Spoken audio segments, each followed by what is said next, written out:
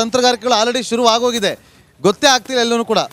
ಒಂದು 273 274 ಇದ್ದಿದ್ರೆ ಅವೆಲ್ಲ ಯೋಚನೆ ಮಾಡಬೇಕಾಗಿತ್ತು. 295 ಇದ್ರೆ ಬರ್ತಾ ಹತ್ತಿರ 300ಕ್ಕೆ ಹೋಗಿತ್ತು. BJPದೆ ಆಲ್ಮೋಸ್ಟ್ 250 ಬರುತ್ತೆ.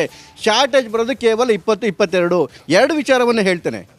NDA ಅಂತೇಳಿ ಜನ ಓಟ್ ಹಾಕಿರ್ತಕ್ಕಂಥದ್ದು, ಇನ್ಕ್ಲೂಡಿಂಗ್ ನಿತೀಶ್ ಕುಮಾರ್ ಅವರ ಪಕ್ಷಕ್ಕೂ ಕೂಡ NDA ಅಂತೇಳಿ ಓಟ್ ಹಾಕಿರ್ತಕ್ಕಂಥದ್ದು. ಇದು ಮೊದಲನೇದು. ಎರಡನೇದು, ನಿತೀಶ್ ಕುಮಾರ್ ಏನಕ್ಕೆ ಇಂಡಿಯಾನ ಬಿಟ್ಬಿಟ್ಟು ಬಂದಿದ್ದು? ಅಲ್ಲಿ ಲಲನ್ ಸಿಂಗ್ ಅಂತ ರಾಷ್ಟ್ರೀಯ ಅಧ್ಯಕ್ಷರನ್ನೇ ಲಾಲು ಪ್ರಸಾದ್ ಯಾದವ್ ಮತ್ತು ಕಾಂಗ್ರೆಸ್ ಅವರು ತಗೊಂಡು ಇಡೀ ಪಕ್ಷವನ್ನು ನಿರ್ನಾಮ ಮಾಡೋಕ್ಕೆ ಹೋಗಿದ್ದು, JDU ಪಕ್ಷವನ್ನು ನಿರ್ನಾಮ ಮಾಡೋದಕ್ಕೆ. ಜೊತೆಗೆ ಇಂಡಿಯಾ ಅಲಯನ್ಸ್ನ ಕಷ್ಟಪಟ್ಟು ಮಾಡಿದ್ದು ನಿತೀಶ್ ಕುಮಾರ್. ಅವ್ರನ್ನ ಚೇರ್ಪರ್ಸನ್ ಅಂತ ಒಪ್ಕೊಳ್ಳೋದಕ್ಕೆ ಯಾರೂ ರೆಡಿ ಇರಲಿಲ್ಲ. ಮಮತಾ ರೆಡಿ ಇರಲಿಲ್ಲ, ಕೇಜ್ರಿವಾಲ್ ರೆಡಿ ಇರಲಿಲ್ಲ, ಅಖಿಲೇಶ್ ರೆಡಿ ಇರಲಿಲ್ಲ. ಇನ್ನು ಇವರಿಗೆ ಇನ್ನೇನು ಕೊಡ್ತಾರಾ? ಅಲ್ಲಿ ದೋಖಾ ಆಗಿದೆ, ಬೆನ್ನಿಗೆ ಚೂರಿ ಎಸ್ತಿದ್ದಾರೆ, ನನ್ನ ಪಕ್ಷವನ್ನು ನಿರ್ನಾಮ ಮಾಡ್ತಾರೆ ಅಂತಕ್ಕಂಥ ಕಾರಣದಿಂದ ನಿತೀಶ್ ಅಲ್ಲಿಂದ ಇಲ್ಲಿಗೆ ಬಂದಿದ್ದಾರೆ. ಮತ್ತೆ ಅವರು 30 ವರ್ಷದಿಂದ ಚಂದ್ರಶೇಖರ್ ಅವರು, ಈಗ ನಿತೀಶ್ ಕುಮಾರ್ ಅವ್ರ ಬಗ್ಗೆ ಮಾತಾಡ್ತಾ ಇದ್ದಾರೆ. ಇವಾಗ ಚಂದ್ರಶೇಖರ್ ನಾಯ್ಡು ಅವ್ರನ್ನ ಕಾಂಟ್ಯಾಕ್ಟ್ ಮಾಡ್ತಾ ಇದ್ದಾರೆ. ಇದೇ ನಾಯ್ಡು ಅವರು ಮಹಾಗಠಬಂಧನ್ ಮಾಡಿದಾಗ ಎಲ್ಲಿದ್ರು? ಬರ್ತೀನಿ ನಿಮ್ಮ ಹತ್ರ ಮೇಡಮ್. JDS 2-3 ಬರ್ತೀವಿ ಅಂತೇಳಿ ಎಕ್ಸಿಟ್ ಪೋಲ್ಗಳು ಹೇಳ್ತಾ ಇತ್ತು. ಎಲ್ಲೋ ಒಂದು ಕಡೆ ಬಹಳಷ್ಟು ಕುತೂಹಲ, ಅಂದರೆ ಜೋಶ್ ಇತ್ತು. ಆದರೆ ಒಂದು ನಂಬರ್ ಕಳ್ಕೊಳ್ಳೋದಕ್ಕೆ ಕಾರಣ ಏನು? ಅಲ್ಲ, ಅದು ಈಗ ಜನರ ತೀರ್ಮಾನ ಅಂದಮೇಲೆ ಅದಕ್ಕೆ ನಾವು ಕಾರಣ ಹುಡುಕ್ಬಾರ್ದು. ಅಲ್ಲಿ ನಾವು ಆತ್ಮಾವಲೋಕನ ಮಾಡ್ಕೋಬೇಕು ಏನಾಯಿತು ಅಂತ. ಅದನ್ನು ಮುಂದಿನ ದಿನಗಳಲ್ಲಿ ಖಂಡಿತವಾಗ್ಲೂ ನಾವು ಮಾಡ್ತೀವಿ. ಅದು ಸಮ್ ಅದರ್ ರೀಸನ್ ನಿಮಗೂ ಗೊತ್ತು ಏನಕ್ಕೆ ಅಂತ. Mostly may be for that reason. ಅದು ಆಮೇಲೆ ತುಂಬ ದೊಡ್ಡ ಮಾರ್ಜಿನಿಂದ ಏನೂ ಅವರು ಗೆದ್ದಿಲ್ಲ. ಓನ್ಲಿ ಬಿಕಾಸ್ ಆಫ್ 40,000 ಸಮಥಿಂಗಿಂದ ಅವರು ಗೆದ್ದಿರೋದು ಕಾಂಗ್ರೆಸ್ನ ಅಭ್ಯರ್ಥಿ. ಬಟ್ ಅವರ ಗೆಲುವಿಗೆ ತುಂಬ ಶ್ರಮ ಹಾಕಿರೋ ಅಂಥ ಕಾಂಗ್ರೆಸ್ನ ಮಹಾನ್ ನಾಯಕರುಗಳಿದ್ದಾರೆ. ಸೊ ಅವರು ಒಂದು ಕಡೆ ಸೋಲು ಅನುಭವಿಸಿದ್ದಾರೆ. ಹಾಗಾಗಿ JDSಗೆ ಏನು ಅಲಯನ್ಸ್ನ ಒಡಿಲಿಕ್ಕೆ ಪ್ರಯತ್ನ ಮಾಡಿದ್ರಲ್ಲ ಕಾಂಗ್ರೆಸ್ನವರು, ಅದರಲ್ಲಿ ಯಶಸ್ವಿ ಆಗ್ಲಿಕ್ಕೆ ಆಗಲಿಲ್ಲ. ಸೊ ಅವರ ತಟ್ಟೆಗೆ ಕಲ್ಲು ಹಾಕೊಂಡಂಗೆ ಆಗಿದೆ ಈ ಸಲದ. ನಡಿ ಈಗ ಶುರು ಮಾಡೋಣ.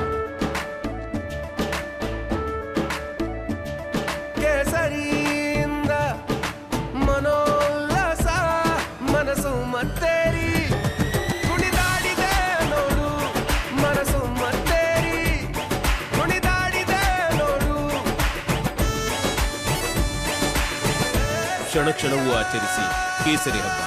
ವಿಮಲ್ ಬಾಯಲ್ಲಿ ಹೇಳಿ ಕೇಸರಿ ಉದ್ದೇಶಿಸಿ ಯದುವೀರ್ ಅವರು ಮಾತನಾಡ್ತಿದ್ದಾರೆ.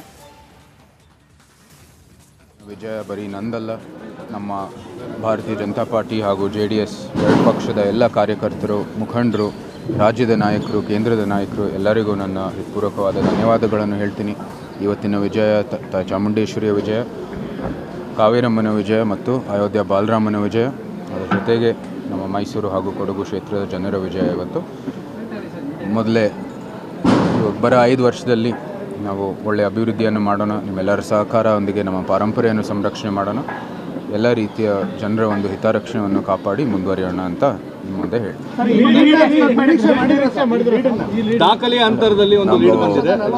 ನಾವು ನಿರೀಕ್ಷೆ ಮಾಡ್ತಾ ಇದ್ದು ಸುಮಾರು 80,000 1 ಲಕ್ಷ ಅಷ್ಟೊತ್ತಿಗೆ. ಅದಕ್ಕೆ ಮೀರಿ ಇವತ್ತು ಲೀಡನ್ನು ಬಂದಿದೆ. ಐ ಥಿಂಕ್ ನಮ್ಮ ಮೊದಲನೇದಾಗಿ ನಮ್ಮ ಪ್ರಧಾನಮಂತ್ರಿಯವರ 10 ವರ್ಷದಲ್ಲಿ ಮಾಡಿರುವ ಕೆಲಸ, ಅಭಿವೃದ್ಧಿ ಕೆಲಸ ಇರ್ಬೋದು, ಸಮಾಜಮುಖಿ ಕೆಲಸ ಇದೆ, ಭಾರತದ ಪರಂಪರೆಯ ಸಂರಕ್ಷಣೆ ಇದೆ. ಅದರ ಜೊತೆಗೆ ಇಲ್ಲಿ ಮೈಸೂರು ಕೊಡಗು ಕ್ಷೇತ್ರದಲ್ಲಿ ನಮ್ಮ ಮೈತ್ರಿನೂ ಕೂಡ ನಮಗೆ ಲಾಭ ಆಗಿದೆ. ಅದರ ಜೊತೆಗೆ ನಾವು ಹಿಂದೆ ಮೈಸೂರು ಮಹಾರಾಜರು ಮಾಡಿರೋಂಥದ್ದು ಕೆಲಸ, ಆ ಕೊಡುಗೆಗಳು ಇವತ್ತು ನಾಲ್ವಡಿ ಕೃಷ್ಣರವರ ಜಯಂತಿನೂ ಕೂಡ ಅವ್ರ ಕಾಲದಲ್ಲಿ ಅವರ ಆಡಳಿತ ಎಲ್ಲ ಸ್ಮರಣೆ ಮಾಡಿ ಜನರಿಗೆ ನಮಗೆ ಈ ಬಹುಮತದಲ್ಲಿ ಗೆಲ್ಲಿಸಿದ್ದಾರೆ.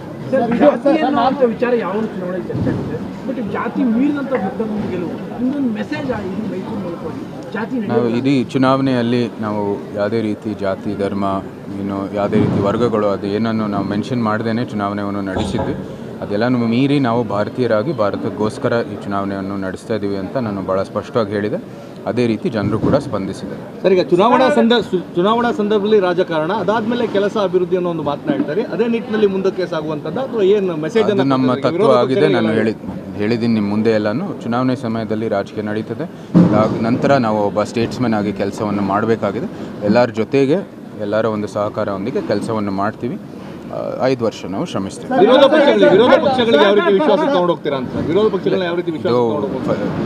ಫಲಿತಾಂಶ ಬಂದಿದ ನಂತರ ಇವಾಗ ಎಲ್ಲರೂ ನಮ್ಮ ರಾಜ್ಯ ಮತ್ತು ರಾಷ್ಟ್ರದ ಅಭಿವೃದ್ಧಿಗಾಗಿ ಜೊತೆ ಕೆಲಸ ಮಾಡಬೇಕಾಗಿದೆ.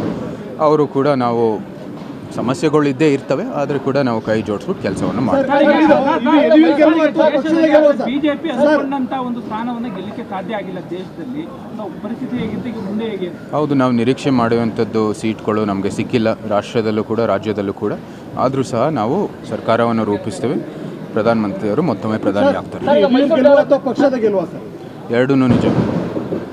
ಪ್ರಧಾನಮಂತ್ರಿಯವರ ಗೆಲುವು ಇದು, ನಮ್ಮ ಪಕ್ಷದ ಗೆಲುವು, JDSನ ಗೆಲುವು, ಎಲ್ಲರ ಗೆಲುವು, ಪ್ರಜಾಪ್ರಭುತ್ವದ ಗೆಲುವು ಇದು. ಆಗಲೇ ಭಾಳ ಸ್ಪಷ್ಟವಾಗಿ ಹೇಳಿದ್ದೀನಿ. ಆಮೇಲೆ ಹೇಳ್ತಾರೆ ಎಲ್ಲ ರೀತಿಯ ಸರ್ವತೋಮುಖವಾದ ಅಭಿವೃದ್ಧಿಯನ್ನು ಮಾಡ್ತೀವಿ. ಸ್ಪಷ್ಟವಾಗಿ ನಿಮ್ಮ ಜೊತೆ ಕೂತ್ಕೊಂಡು ಮೈಸೂರು ಸಿದ್ದರಾಮಯ್ಯ ಅಂದರೆ CM ಇರುವಂಥ ಕಾನ್ಸ್ಟಿಟ್ಯೂನ್ಸಿ, ಇಲ್ಲಿ ಕೋಆರ್ಡಿನೇಷನ್ ಭಾಳ ಇಂಪಾರ್ಟೆಂಟು. ಈ ನಿಟ್ಟಿನಲ್ಲಿ ಕಷ್ಟ ಆಗ್ಬೋದು ಅಂತ ಅನ್ನಿಸ್ತದೆ. ಅಂದರೆ ನಿಮ್ಮ ಶಾಸಕರು ತುಂಬ ಕಡಿಮೆ ಇದೆ.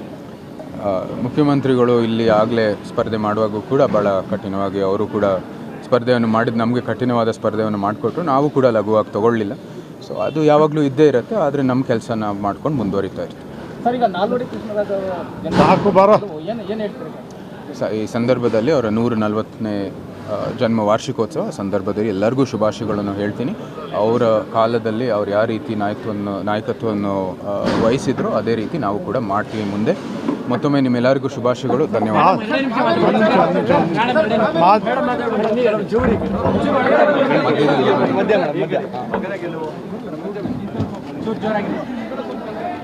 ಇವರು ಹೇಳಿದಾಗ ನಾವು ಇವತ್ತು ನಾಲ್ವಡಿ ಕೃಷ್ಣರಾಜ ಹುಟ್ಟಿದ ದಿನ, ಅದು ಒಂದು ಶುಭ ದಿನ. ಜೊತೆಗೆ ಇವ್ರದ್ದು ಇವತ್ತು ಈ ಫಲಿತಾಂಶ ಬಂದಿರೋದು ಕೂಡ ಶುಭ ಸಮಾಚಾರ. ಹೀಗೆ ಮಳೆ ಬರೋ ಹಾಗಿದೆ, ಮಳೆನೂ ಬರಲಿ ಅಂತ ಹೇಳಿ ನಮ್ಮ ಜನದಲ್ಲಿ, ನಮ್ಮ ನಾಡಿನಲ್ಲಿ ರೈತರು ಖುಷಿಯಾಗಿದ್ದರೆ ನಾವೆಲ್ಲರೂ ಖುಷಿಯಾಗಿರ್ತೀವಿ. ಜೊತೆಗೆ ಈ ನಿಮ್ಮೆಲ್ರಿಗೂ ನನ್ನ ಪ್ರೆಸ್ದು, ನನ್ನ ವೈಯಕ್ತಿಕವಾಗಿ ಪ್ರೆಸ್ಸಿಗೆ ಹೇಳಬೇಕಾದ್ರೆ ನಿಮ್ಮ ಜವಾಬ್ದಾರಿ ತುಂಬ ಇದೆ. ನೀವು ಜನರಕ್ಕೆ ಏನು ಯಾವ್ಯಾವ ಇದರೊಳಗಡೆ ಏನೇನು ತೊಂದರೆಗಳಿದೆ ಅನ್ನೋದನ್ನು ಜನರು ಪ್ರೆಸ್ ಮುಖಾಂತರ ಇವ್ರಿಗೆ ತಲುಪಿಸಿದ್ರೆ ನನಗೆ ಭರವಸೆ ಇದೆ, ವಿರೋಧ ಪಕ್ಷ ಆಗಲಿ ಸ್ವಂತ ಪಕ್ಷ ಆಗಲಿ ಯಾವ ಪಕ್ಷದಲ್ಲಾಗಲಿ ಜನರ ಕೆಲಸ ಮಾಡಬೇಕಾದ್ರೆ ಅವ್ರ ಜೊತೆ ಕರ್ಕೊಂಡು ಹೋಗೋಕ್ಕೆ ಕಷ್ಟ ಇಲ್ಲ. ಅದರಲ್ಲಿ ನಿಮ್ಮೆಲ್ಲರದ್ದು ಸಹಕಾರ ಬೇಕು. ಜೊತೆಗೆ